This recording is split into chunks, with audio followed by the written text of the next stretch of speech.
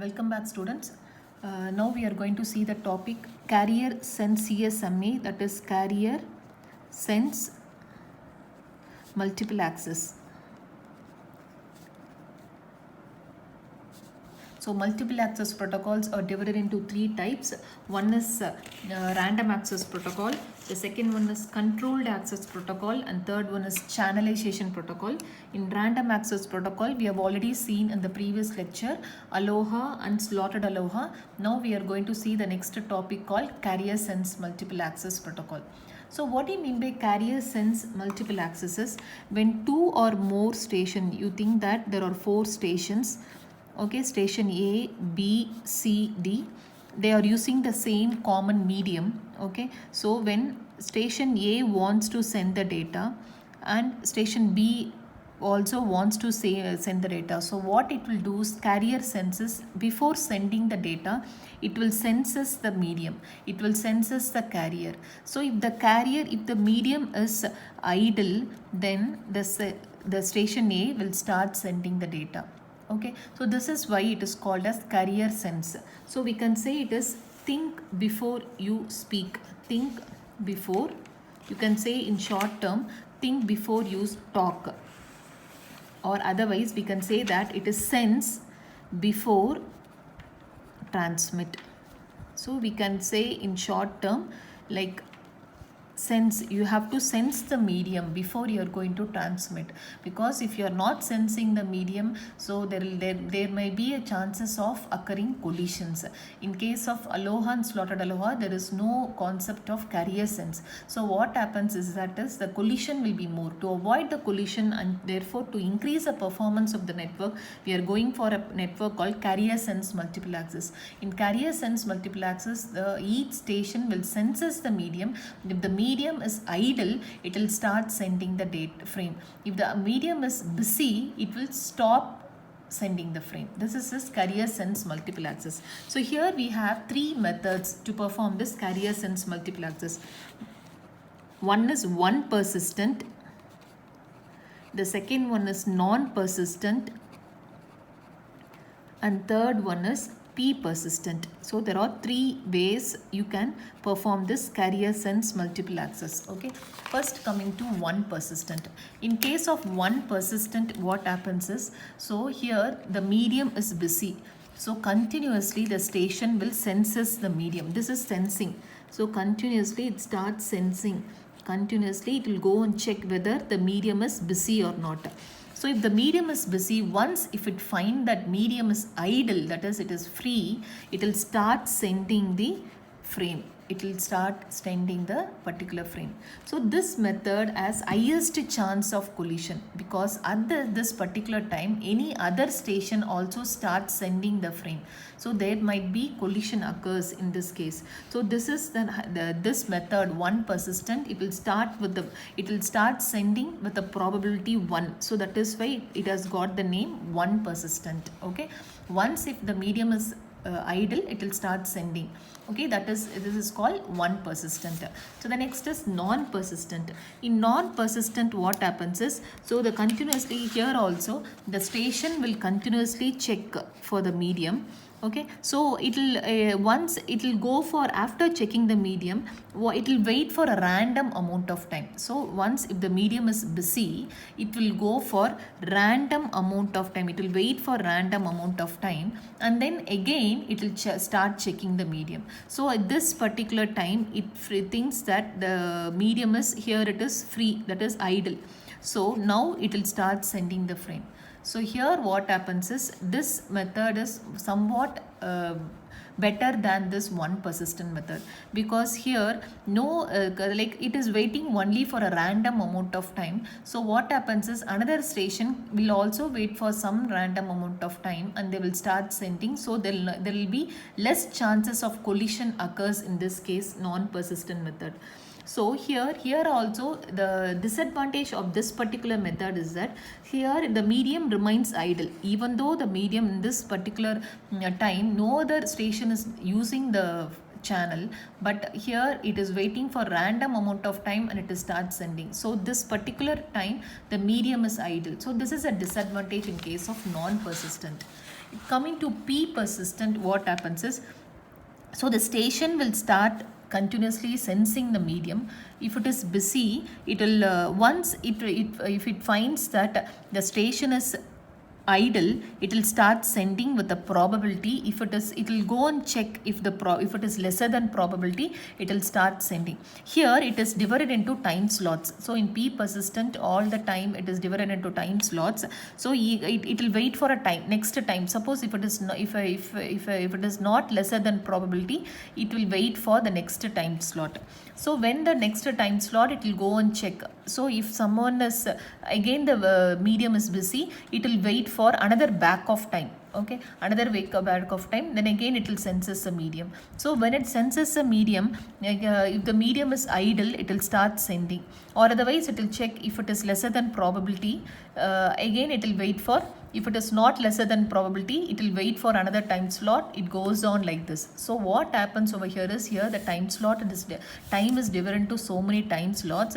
So once if the medium is idle, it will start sending, or otherwise if it is not lesser than probability, it will wait for another time slot, and it will check the medium. Again it is busy, so it will wait for another time slot, and next in the time slot it will go and check for the probability. If it is lesser than probability, it will send, or otherwise it will wait for another time slot. Likewise it goes on. So this method is somewhat better. It is better than the other two methods. Okay, this is P persistent method. Next we will see the flow diagram for one persistent, non-persistent and P persistent method. As I've told you, the flow diagram for 3 persistent method. Coming to 1 persistent method, first initially the station will sense the carrier. If the carrier is busy, again it will wait. That is, if the carrier is true, again it will start sensing the medium. If the carrier is idle, it will transmit the data. Station can transmit the data. This is in 1 persistent. Coming to this method, what happens is non-persistent method. So here it will sense the carrier. If the medium is busy, it will wait for some random amount of time, and again it will go and check the carrier. So if the medium is idle, it will start sending the data. Okay, this is your non-persistent method. The only difference over here is, here the random waiting time is the difference between 1 persistent and non-persistent. Coming to P persistent method, first it will check the channel. The channel is busy. It will check for the probability outcome. If it is lesser than P, if the channel is idle, first it will check for the probability. If it is lesser than P, it will transmit the data, or otherwise if the probability is greater, it will wait for the next time slot. Again it checks the channel. Again if the channel is busy, means it will wait for another back of time. If the channel is idle, means it will go and start checking the probability, and it will transmit the data. Likewise, so first it will check for the probability, and if the probability is lesser, it will transmit the data. If the probability is greater, it will go for waiting a time slot, and again it will checks for the channel. If the channel is if it is busy, again it waits for another back of time. Okay, so this is your P persistent method.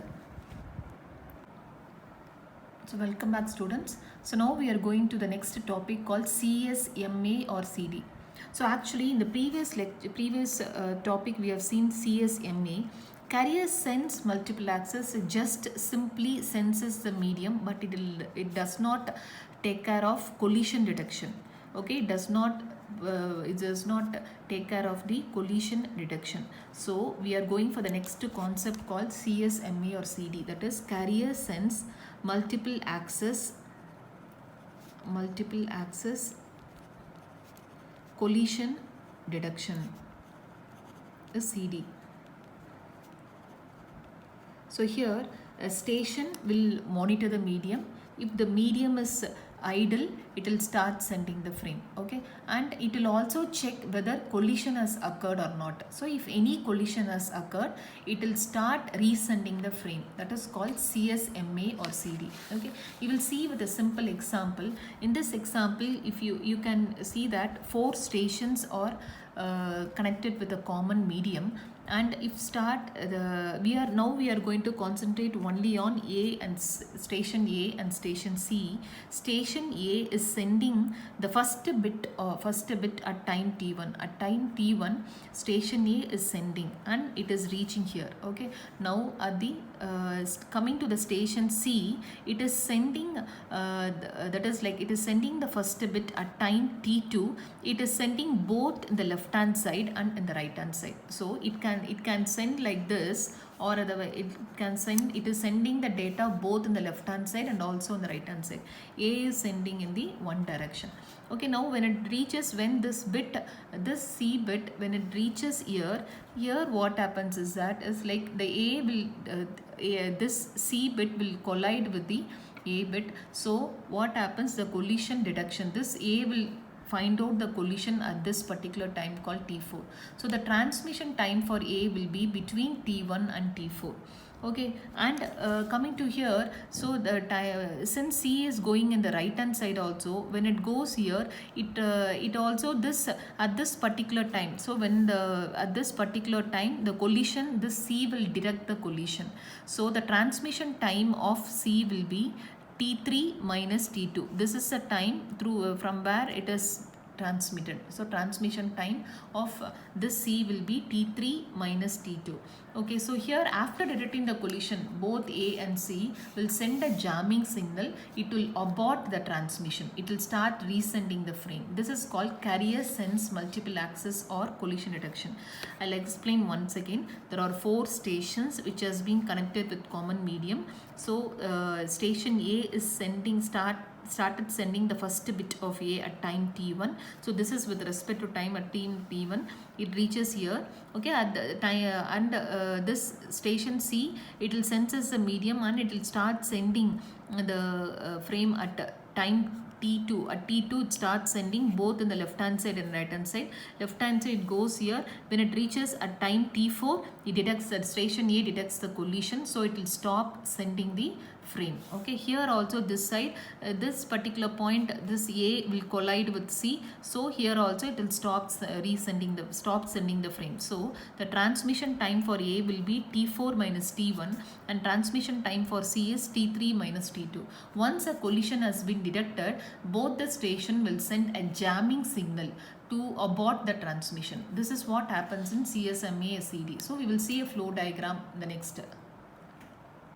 So coming to the flow diagram of CSMA CD, first we will start the process. First it will be started sending the frame. So we are keeping the attempt to be 0. So now we are going to apply any one of the persistent method. So there are 3 persistent method available. So 1 persistent, non-persistent or P persistent. It will apply any one of the methods and it will check both the transmission, both the process, whether to transmission has been done properly or any collision has been detected. If the collision has been, if there is no, it will again transmit the data. If the collision has been detected, it will come here. It will check whether collision has been detected.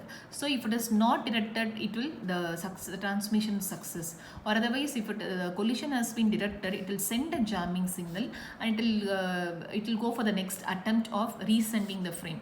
And now it will check whether that attempt is greater than the maximum attempt. Usually maximum attempt will be 15 retransmission you can do it.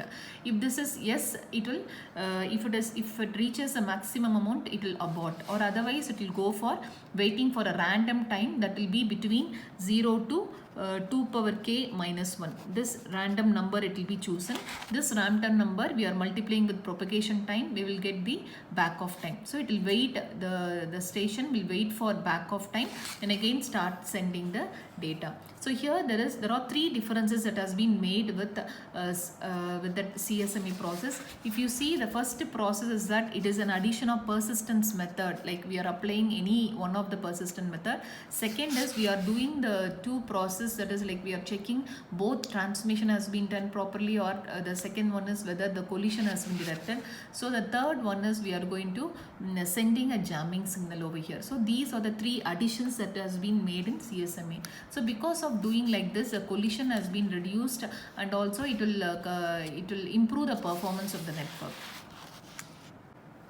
So now we are going to the next topic called carrier sense multiple access collision avoidance. Okay, this is collision avoidance. So here in the previous method we have seen only the detection of collision, but we have not avoided the collision. So because to avoid the collision we are going to the technique called CSMA CA, collision avoidance. So here the this collision avoidance can be performed with three different strategies.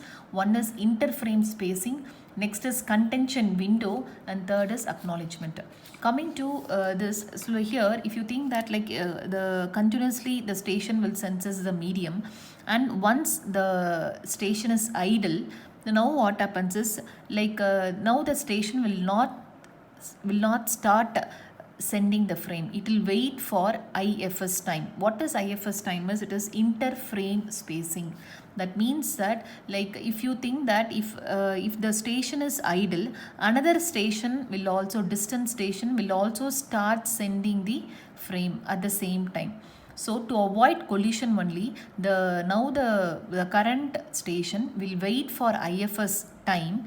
Then it will, what it will do is, then it will not, after IFS time also it will not start sending the frame.